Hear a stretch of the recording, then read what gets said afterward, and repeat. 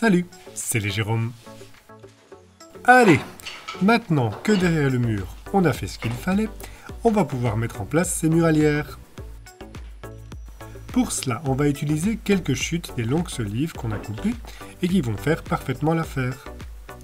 D'abord, quelques coups de scie circulaires pour mettre à dimension.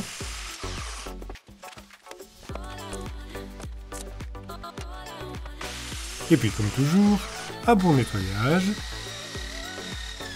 Avant de raboter la face supérieure sur laquelle reposera soit les solives, soit l'ESB. Suivi par le traitement de protection du bois.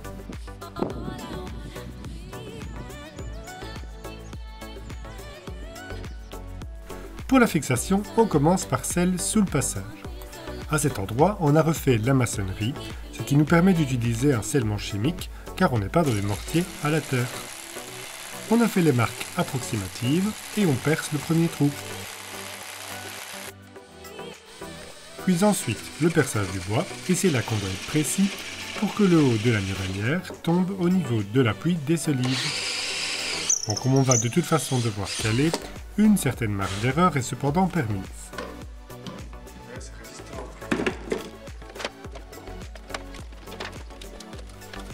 En positionnant le bois au mur, sur base de la première tige, on peut forer à travers le bois qu'on a déjà percé et faire les autres trous.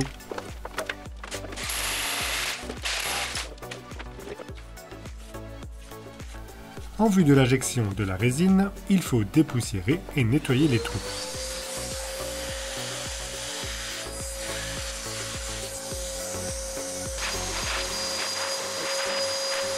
Puis on a fait un mortier d'égalisation pour le mur, qui n'est vraiment pas droit, pour que le contact soit étroit avec la muralière.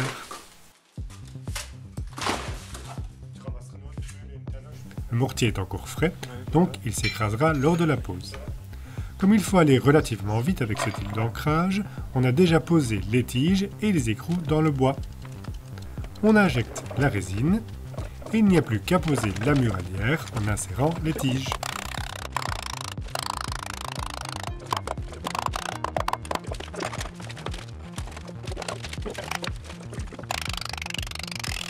Une fois que cela a pris, on coupe l'excédent de la tige. On pense pas qu'on pourrait faire à la scie sabre. Parce qu'il y a les étincelles là. Oui, on n'y pense jamais du premier coup. On n'a pas encore le réflexe. Enfin. On n'a pas fait d'aboutage entre les deux morceaux, vu le gros décalage dans le niveau du mur. Et en plus, les deux tiges sont de part et d'autre du boisseau de cheminée. Bref, on a bien serré tout ça, et voilà pour les deux premiers morceaux. Bon, ça c'était les deux muralières au niveau du passage, mais à côté, à cette hauteur, on est encore au-dessus de la maçonnerie. Et qui plus est, on va même la mettre encore plus haut, car on veut que les ancrages soient communs aux deux côtés du mur. Et de l'autre côté, la muralière doit être au même niveau que les solives, puisqu'il n'y aura pas d'isolation pour masquer le bois. En effet, de l'autre côté, on ne refera qu'un enduit plâtre sur le mur, assez fin, on n'a pas la place pour plus. Et ce sera l'ancrage des muralières qui reprendra le rôle des barres d'étirant, comme il y en avait de ce côté. Donc la solive ne reposera pas sur la muralière, mais il sera attaché avec des sabots. En attendant, il faut faire un peu de maçonnerie pour remonter ce mur.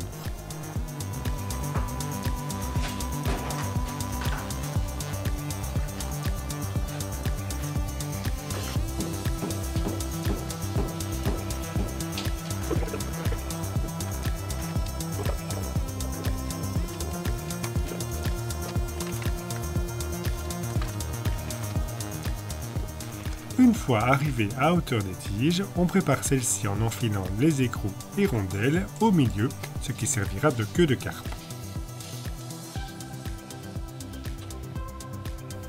Et pour le scellement, on a fait un mortier au ciment cette fois-ci, histoire de passiver le métal, même si cette partie du mur n'est pas soumise à l'humidité ni à l'extérieur, l'usage de chaux ne poserait pas de problème, mais bon, restons prudents.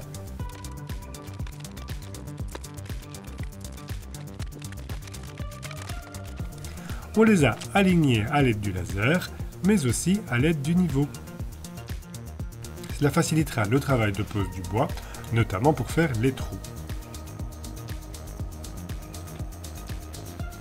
Et puis on a continué à remonter la maçonnerie. Il en faut suffisamment pour qu'il y ait assez de masse sur les tiges.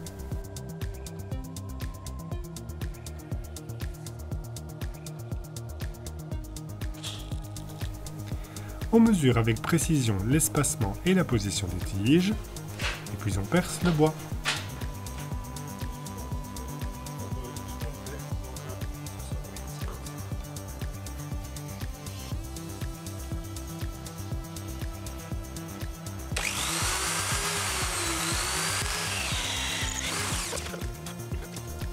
Tout se met bien. Ah oui, et comme toujours, on insère un morceau de tube en cuivre dans le trou du bois pour un bon contact et que le filetage de la tige ne nuise pas aux propriétés mécaniques du bois.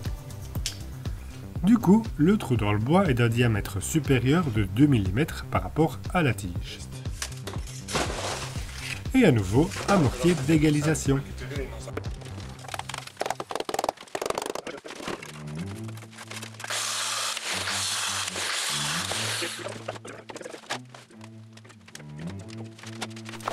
Voilà qui est fait. Tant qu'on était dans la maçonnerie, au premier, il nous restait encore à reposer une partie du seuil de fenêtre qu'on avait retiré au remplacement des linteaux. Alors, rapidement, on a retiré le châssis, scellé les pierres,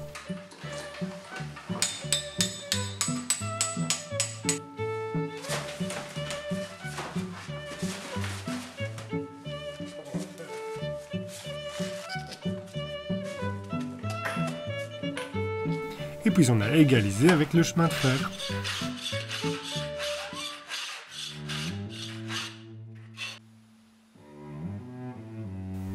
Du coup, l'encadrement est à nouveau droit, enfin du côté intérieur, et en remettant le châssis, ça change de le voir bien de niveau.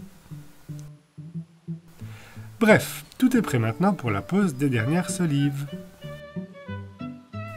Sur les muralières basses, elles seront posées comme les autres. Bon, il faut un peu parfois ajuster les morceaux de mortier sortant depuis le mur. Et puis pour la partie haute, on va fixer les solives à la muralière avec des sabots métalliques. Certaines solives sont trop larges pour les dimensions standards des sabots, mais il existe des sabots en deux parties qui s'adaptent à toute largeur. Pour la fixation côté muralière, c'est assez simple. On connaît la hauteur des solives et le dessus de la muralière correspond au niveau haut. Il est donc possible de fixer le sabot en premier lieu et puis de caler la solive du côté poutrelle. Les sabots sont vissés dans la muralière, mais il faut aussi mettre des vis dans la solive. Bon sauf que du côté du mur, on n'a pas la place pour un tournevis ou la visseuse. Alors on le fait avec un petit accessoire qui permet d'utiliser la visseuse à un angle droit. Bien pratique.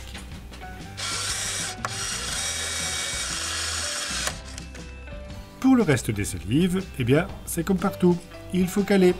Bon, mais ce sont les dernières.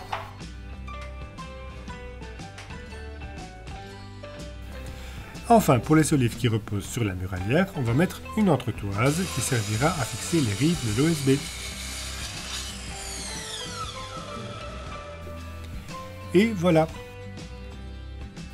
Alors oui, on a laissé un grand carré vide, car ici on veut pouvoir accéder au grenier depuis ce côté, et on refera un escalier comme c'était le cas avant les transformations. Tout le feutre est agrafé sur les solives, alors on peut passer à la pose de l'OSB. Et il faut d'abord hisser quelques plaques. Ah oui, alors on en profite pour vous annoncer que grâce au développement de la chaîne et des soutiens, on a pris une décision importante. J'ai donné ma démission et quitté mon emploi, ce qui fait que désormais, tout mon temps sera entièrement consacré au projet. C'est toujours un peu stressant comme décision, on espère ne pas faire de bêtises, mais tout devrait bien aller. Du coup, vous allez me voir plus souvent seul pendant les travaux, puisque pendant une bonne partie du temps, eh bien l'autre Jérôme, lui, il continue son emploi rémunéré. Bon, démarrer, c'est toujours le plus délicat. Comme rien n'est à nouveau droit, on va prendre la première poutrelle métallique comme référence, et on sait que toutes les autres sont parallèles.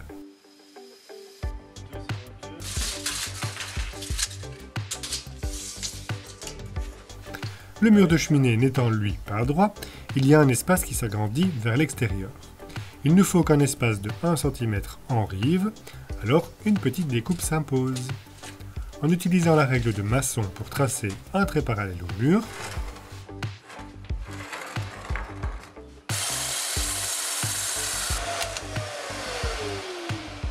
plus on peut positionner correctement la première plaque.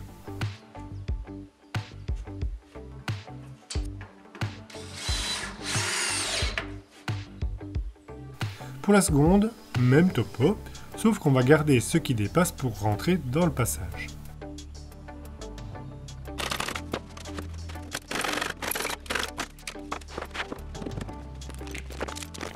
Bon, et puis à partir de là, c'est assez simple, on fait exactement comme pour les deux autres étages. La seule différence ici, c'est que pour le grenier, c'est de l'OSB 22 mm et non plus 18 mm, car dans un premier temps, on laissera l'OSB apparent, sans plancher par-dessus, et puis le grenier servira d'espace de stockage, et donc finalement sera plus chargé que ne le seraient d'autres pièces de vie.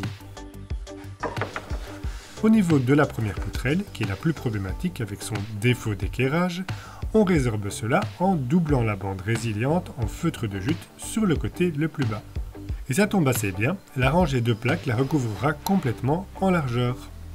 Ce qui tombe bien aussi, c'est que le prolongement de la rangée suivante dépasse un peu de la poutrelle, qui sera le bord de la cage d'escalier. On ne va rien couper pour le moment pour nous laisser une marge. Et la pose continue.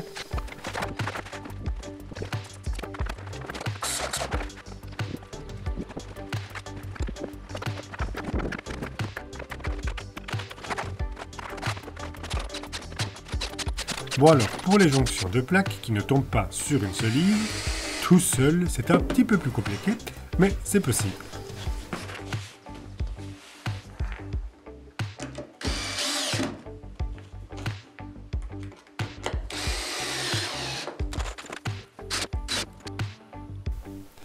De nouveau, à la poutrelle suivante, la plaque la recouvre entièrement, ce qui est parfait.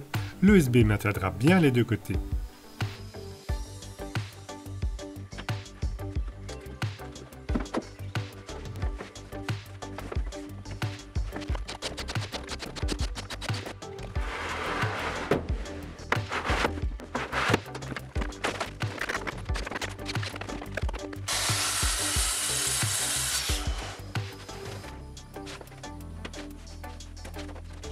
Pour minimiser les chutes, on essaie de bien voir comment ça va se mettre une ou deux rangées à l'avance. Par exemple, ici, il manquerait un trop petit morceau qui n'est pas possible de rajouter seul. Il vaut mieux alors raccourcir la chute que de repartir d'une nouvelle plaque, sinon la chute suivante posera le même problème. Et puis voilà du renfort.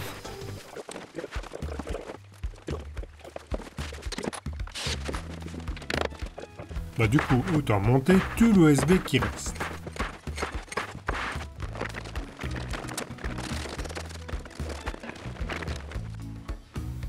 On arrive à la dernière rangée. Alors là, c'est un peu plus embêtant, car on tombe à quelques centimètres du bout de la poutrelle. On ne pourra pas rajouter un morceau, ou alors, en tout cas, on ne pourra pas le fixer à l'aide de vis, juste le coller. On verra bien comment on fait plus tard. De toute façon, le chaud-chanvre n'arrivera pas loin, et si on met un revêtement de sol, ça ne posera pas de problème. Cette partie, au milieu de la maison, pourra servir de joint de dilatation dans l'OSB avec l'autre partie. De ce point de vue, maintenant que tout est de niveau, on peut bien voir que la ferme de charpente suivante, de l'autre côté, est tout affaissée.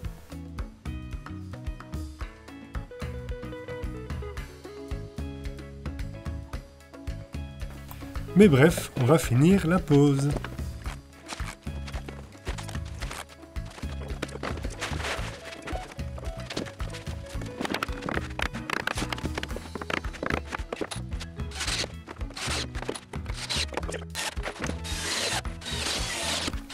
Pour le grenier, on n'a pas eu de grosses difficultés ou découpes, à part un petit peu au niveau des fermes de charpente. à côté desquelles des guêpes construisaient leur nid, elles aussi, et vraiment on n'a pas été du tout dérangé, même assez près. Et question compagnie, on était aussi observé par une mère rouge-queue en train de couver sur une panne. Bon, et puis on ne compte plus le Joupi qui va partout et nous précédait, même parfois pour aller se reposer sur le toit. Et voilà, c'est terminé pour cet étage. Et avec tout ça, on n'a finalement eu que très peu de chutes d'OSB, ce qui est très bien, et il nous reste quelques plaques. Ça fait plaisir à revoir un plateau en fin de niveau. Il reste encore les bois de la structure des anciens plafonds, des chambres de bonne, qu'on avait laissés. Mais maintenant que tout est stabilisé structurellement parlant, enfin on l'espère, on peut retirer tout ça. Vu que ça va certainement faire un peu de crasse, on protège l'OSB tout juste posé.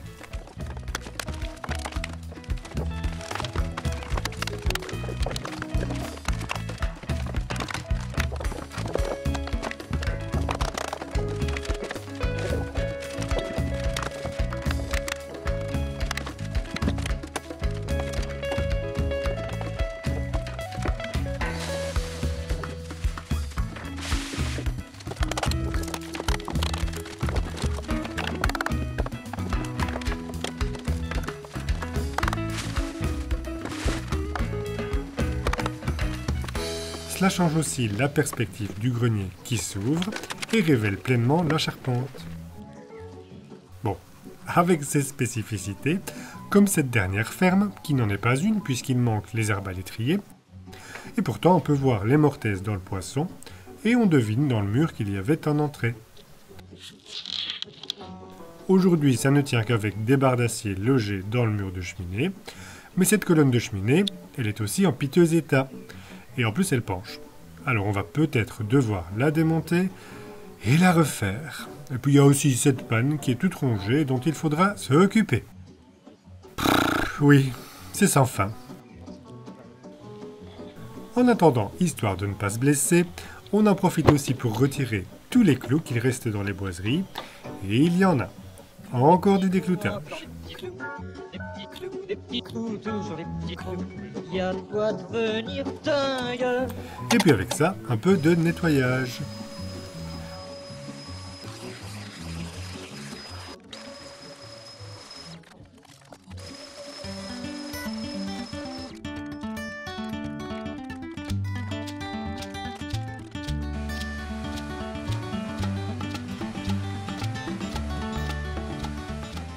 Pour terminer, vu que l'OSB sera apparent et sollicité, on a décidé de le vernir conformément aux recommandations du fabricant.